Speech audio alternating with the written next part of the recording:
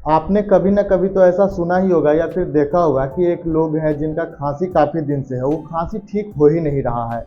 उस समय उनका बहुत ज़्यादा वजन कम हो गया है, बहुत तेज फीवर भी आ सकता है, फीवर कम भी हो सकता है। खास करके रात में ये हल्का सा फीवर रहता है, हल्का पसीना भी रात में आता है। उनको भूख नहीं लगता है और हमेशा वो खांसते रहते हैं। बहुत तरह के दवा ले लिए हैं लोकल मार्केट से या फिर लोकल जो केमिस्ट होता है उनसे दवा खा खा के वो परेशान हो गए हैं, फिर भी उनको वो खांसी ठीक नहीं होता है। तो बहुत सारे लोग सजेस्ट भी कर देते हैं, लोग बताते हैं कि हो सकता है कि इतने दिन से आपका खांसी है तो कहीं ना कहीं आपको टीबी हो सकता है। और वही लोग उनको सजेस्ट करते हैं कि जाके आप डॉक्टर से मिलिए, उसके बाद इसका जांच प्रॉपर करवाइए, उसके बाद आपको पता चलेगा कि आपका खांसी क्यों ठीक नहीं हो रहा है।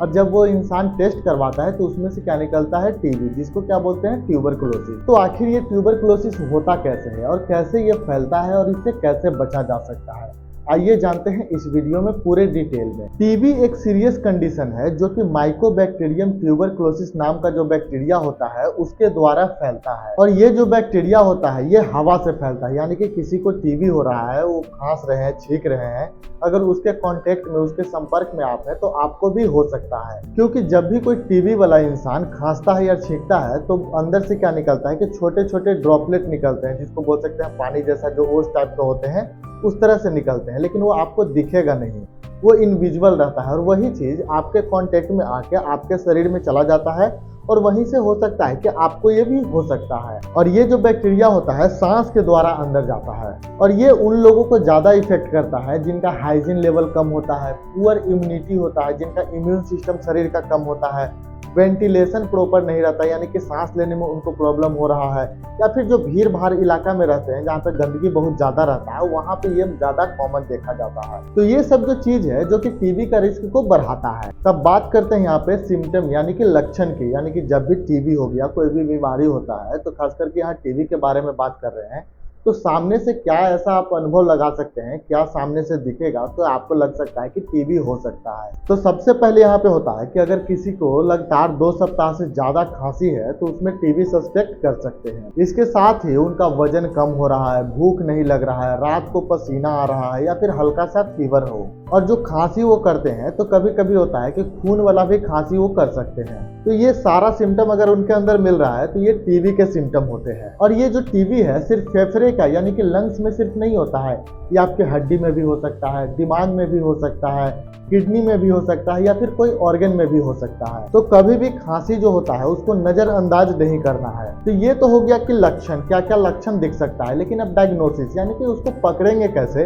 कि ये सही में टीबी है कि नहीं है। तो टीबी का पता लगाने के लिए डॉक्टर कई तरह का टेस्ट करते हैं। तो सबसे पहले होता है कि स्पूटम का टेस्ट, यानी कि बलगम का जांच, जिसमें दिखता है कि बैक्टीरिया ट्यूबरकुलोसिस यानी कि माइकोबैक्टीरियम ट्यूबरकुलोसिस है कि नहीं है। उसको बाद होता है सीबी नेट या फिर जीन एक्सपर्ट। इसमें क्या देखते हैं कि जो बैक्टीरिया है माइकोबैक्टीरियम ट्यूबरकुलोसिस वो ड्रग रेजिस्टेंस है या फिर नहीं है। चेस्ट का एक्सरे लेते हैं, एक्सरे लेके देखते हैं कि उसका कैविटी कैसा है, उसके अंदर पानी तो नहीं भरा है या फिर किसी भी तरह का उसके अंदर इन्फेक्शन तो नहीं है। और अगर लंग्स के बाहर टीबी होता है तो वहां पे बायोप्सी लेके उसको चेक किया जाता है कि वो टीबी है कि नहीं है। और ये जो बायोप्सी होता है ये एक स्पेशल टेस्ट होता है। क्या होता है कि कहीं पे टीबी होता है या फिर कोई भी चीज होता है तो वहाँ के एक छोटा सा टिश्यू ले लिया जाता है, टिश्यू लेके लैब में भेजा जाता है और उसके अंदर सेल देखा जाता है कि सेल का स्ट्रक्चर कैसा है और वहां से वो बीमारी को पकड़ में आता है। तो इस तरह से डायग्नोसिस करके टीबी का पता लगाया जाता है। तो अब आते हैं ट्रीटमेंट के ऊपर कि इसको ठीक कैसे किया जाए। तो सबसे अच्छी बात यह है कि टीबी का 100% ट्रीटमेंट है, यानी कि इसका 100% इलाज संभव है, आप ठीक हो जाइएगा। लेकिन इसका ट्रीटमेंट जो होता है कम से कम 6 महीना तक चलता है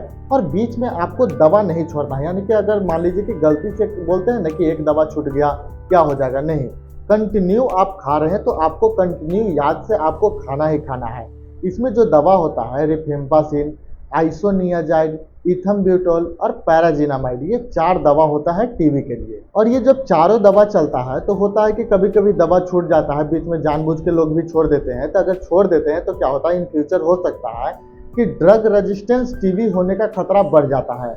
और जब आपके अंदर ड्रग रेजिस्टेंस टीबी हो जाएगा तो इसका इलाज जो होता है काफी मुश्किल हो जाता है। तो इस तरह से अगर आपको टीबी का ट्रीटमेंट चल रहा है तो याद से सारा दवा खाना है, बिल्कुल बीच में नहीं छोड़ना है। अब यहाँ पे आते हैं प्रिवेंशन की ओर कि कैसे इससे बचा जा सकता है। अगर हो गया है तो क्या क्या कर सकते हैं कि आप इसको कंट्रोल में कर सकते हैं। तो सबसे पहले तो होता है कि आपका जो ट्रीटमेंट होता है, जो कोर्स होता है दवा का, वो पूरा लेना है, बीच में नहीं छोड़ना है। खांसते और छींकते समय मुंह पे रुमाल या फिर कोई भी चीज रखना है जिससे कि सामने वो ड्रॉपलेट जो होता है नहीं फैले। घर का या फिर ऑफिस का, जहाँ पे भी आप रह रहे हैं वहाँ का वेंटिलेशन अच्छा है, यानी कि हवादार होना चाहिए। बीसीजी का वैक्सीन होता है, बच्चे को लगाया जाता है खास करके इसलिए क्योंकि उनको जो टीबी हो तो काफी कॉम्प्लिकेटेड ना हो जाए, और ये जो होता है पल्मोनरी टीबी के लिए बीसीजी वैक्सीन को लगाया जाता है। और सबसे जरूरी बात यहाँ पे आपको हेल्दी लाइफस्टाइल रखना है, जिसमें कि अच्छा खाना खाना है, साफ सफाई रखना है और इम्यूनिटी को स्ट्रांग रखना है। तो इस तरह से करके आप टीबी से लड़ सकते हैं और टीबी को 100% आप ठीक कर सकते हैं, क्योंकि ये एक खतरनाक बीमारी है, इसको हल्के में नहीं लेना है। अगर टीबी हो गया है तो प्रॉपर ट्रीटमेंट करवाइए, 100% आप ठीक हो जाइएगा। अगर ये जानकारी आपको पसंद आया हो तो चैनल को जरूर सब्सक्राइब कीजिएगा। मिलते हैं नेक्स्ट वीडियो में, तब तक के लिए धन्यवाद।